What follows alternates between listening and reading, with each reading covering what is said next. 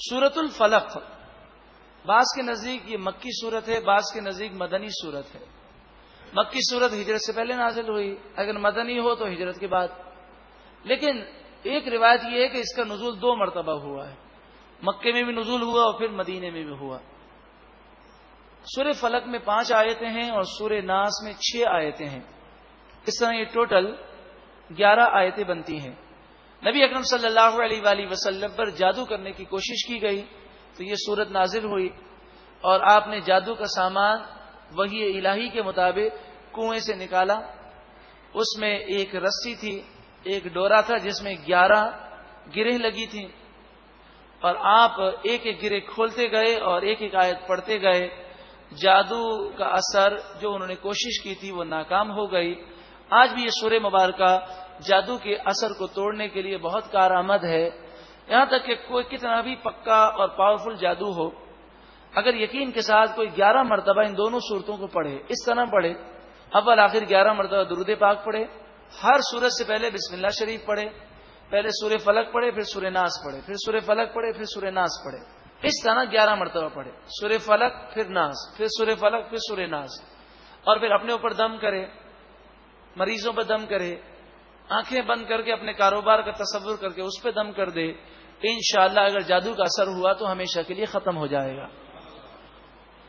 بسم اللہ الرحمن الرحیم، اللہ کے نام سے شروع جو بہت زیادہ مہربان نہایت رحم کرنے والا۔ قل، اے محبوب آپ فرمائیے، اعوذ، میں پناہ مانگتا ہوں، برب الفلق، صبح کے رب کی، وہ رب جس نے صبح پیدا کی اس کی میں پناہ مانگتا ہوں۔ من شر ما خلق، ہر اس چیز کے شر سے جو اللہ نے پیدا کی، جتنی مخلوق ہے اس کے ہر شر سے میں اللہ رب العالمین کی پناہ مانگتا ہوں۔ ومن شر غاسق اذا وقب، اور اندھیری رات کے شر سے میں پناہ مانگتا ہوں جب وہ چھا جائے۔ اندھیری رات سے مراد چاند کی 29ویں شب ہے یا 30ویں شب ہے۔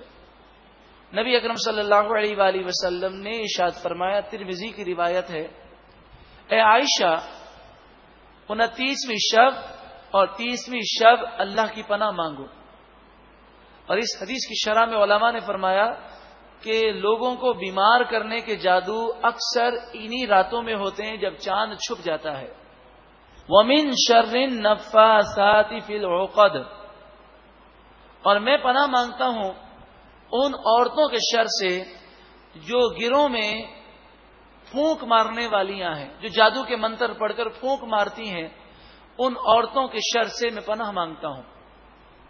کیونکہ نبی اکرم صلی اللہ علیہ وآلہ وسلم پر جادو کرنے والی ایک یہودی کی بیٹیاں تھیں جنہوں نے ان گروہوں پر جادو کے منتر پڑھے۔